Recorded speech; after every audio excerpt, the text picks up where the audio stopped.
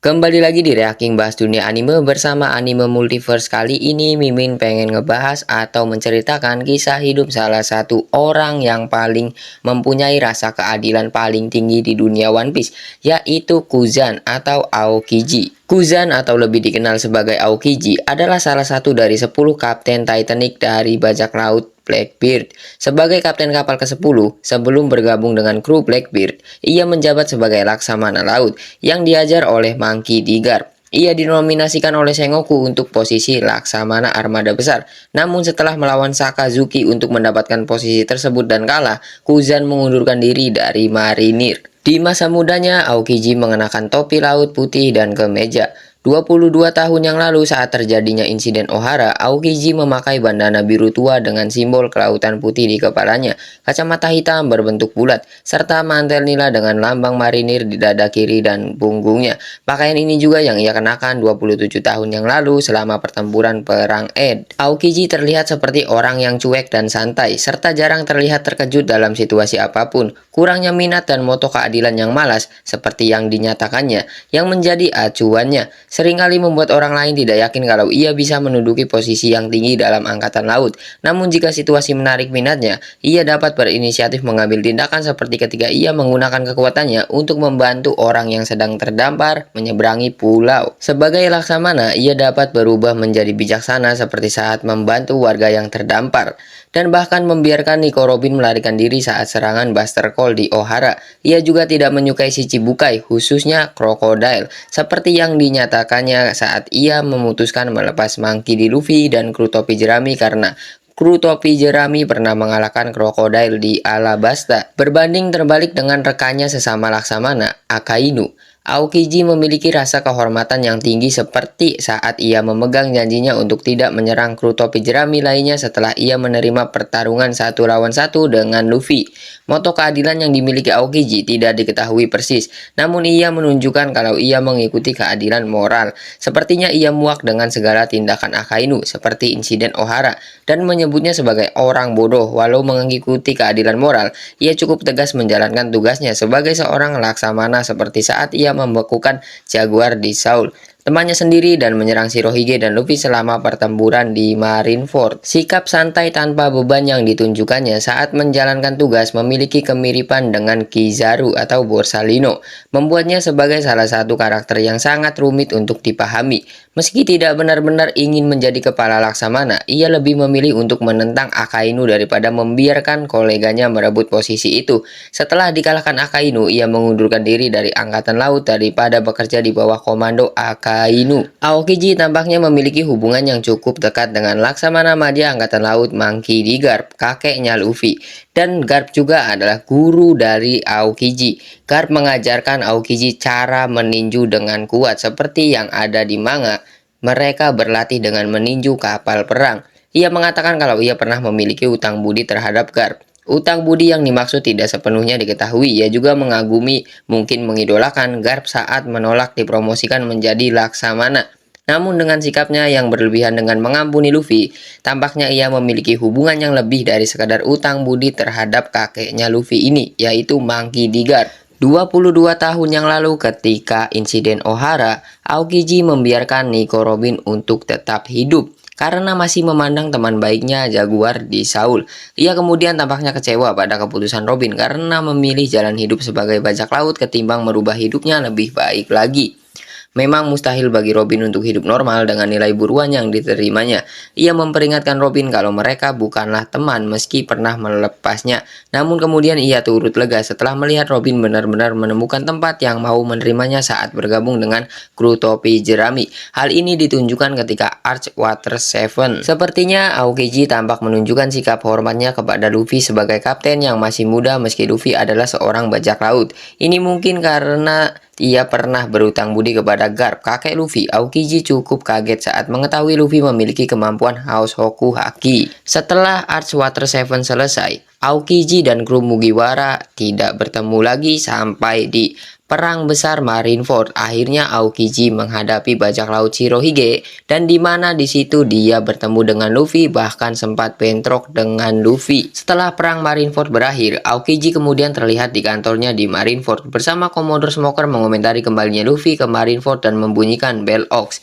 Ia kemudian membahas permintaan Smoker yang ingin ditransfer ke markas Angkatan Laut G5 di dunia baru. Tidak yakin dapat merealisasikan permintaannya, Aokiji meyakinkan Smoker kalau ia akan bernegosiasi dengan Sengoku untuk mendapatkan persetujuan.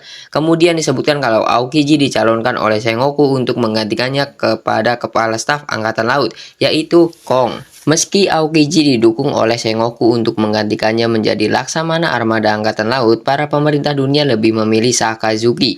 Ia sepenuhnya menolak pencalonan Akainu dan menantangnya bertarung untuk memperebutkan posisi tersebut. Mereka bertarung di Pang Hazard selama sekitar 10 hari tanpa henti. Akainu memenangkan pertarungan itu dan membiarkan Aokiji untuk tetap hidup. Tak ingin bekerja di bawah perintah Akainu, Aokiji mengundurkan diri dari Angkatan Laut dan mengasingkan diri. Setelah pertarungannya melawan Akainu, Aokiji lama hilang dan hampir tidak ada kabar. Dan ia muncul kembali di Pang Hazard untuk menyelamatkan temannya, yaitu Smoker, dari kekuatan Doflamingo. Dan pada saat itu posisi Kuzan masih abu-abu. Bahkan Smoker pun bertanya langsung kepada Kuzan, sekarang dia itu memihak ke siapa, dan Kuzan pun tidak memberikan jawabannya. Setelah pertemuannya dengan Smoker di Pang Hazard, Kuzan lama tidak muncul lagi. Dan di One Piece chapter 1054, ketika itu Kurohige menemui Kuzan di sebuah bar dan mengajaknya untuk bergabung bersama dirinya. Kemudian Kuzan pun menyetujui tawaran dari Kurohige tersebut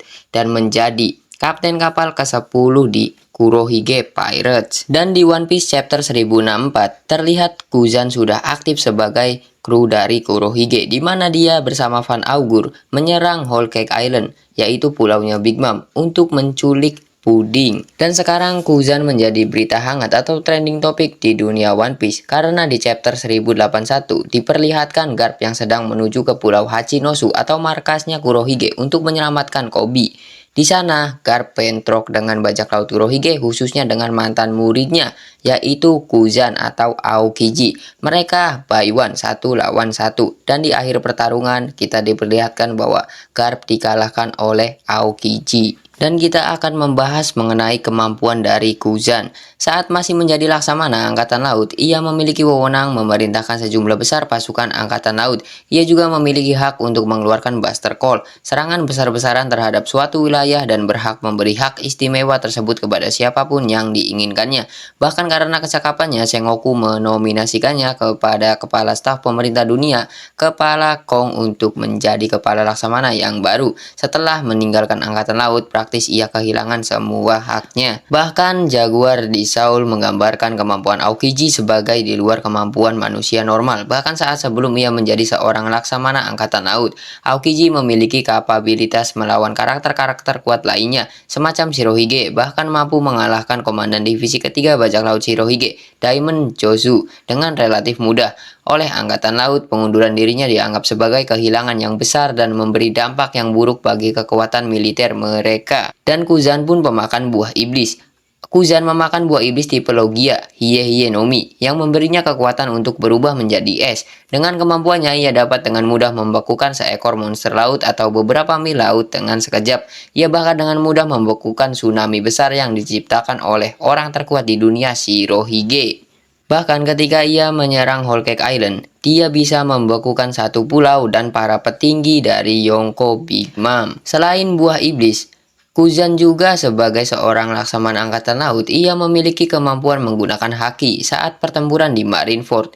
Ia menggunakan Busou Soku Haki bersama Laksamana lainnya untuk memblok serangan Shirohige yang ingin menghancurkan platform eksekusi dari jauh. Nah, itulah sedikit kisah hidup dari salah satu karakter terkuat di dunia One Piece, yaitu Kuzan. Sampai saat ini Kuzan itu masih diperdebatkan. Ada yang beranggapan kalau Kuzan itu masuk ke kru Kurohige sebagai mata-mata dan dia itu aslinya adalah anggota dari pasukan revolusi yang join dengan Dragon. Kemudian setelah kita tahu akhir dari pertarungan Kuzan dan Garp, di mana Garp itu kalah, banyak fans juga beranggapan kalau Kuzan tetap membiarkan Garp pun hidup. Dan pendapat Mimin pribadi terhadap sosok Kuzan ini, menurut Mimin, Kuzan adalah salah satu orang yang mempunyai keadilan paling murni atau mempunyai keadilan sejati, di mana dia masih mementingkan rasa moral kepada manusia, seperti saat dia membiarkan Nico Robin lolos karena dia beranggapan kalau Nico Robin itu ya dia itu tidak punya dosa sama sekali, ya dia itu mampu dan layak untuk melanjutkan hidupnya karena dia adalah anak yang tidak berdosa. Setelah Mimin menceritakan sedikit mengenai kisah Kuzan yang masih sangat misterius ini, gimana pendapat kalian? Khususnya untuk para fans One Piece, gimana sih sosok Kuzan itu di mata kalian? Boleh tulis-tulis di kolom komentar. Dan terima kasih untuk kalian yang sudah menonton video ini sampai habis. Jangan lupa untuk like, komen, dan share video ini, dan jangan sampai lupa untuk subscribe. Sampai berjumpa di video selanjutnya.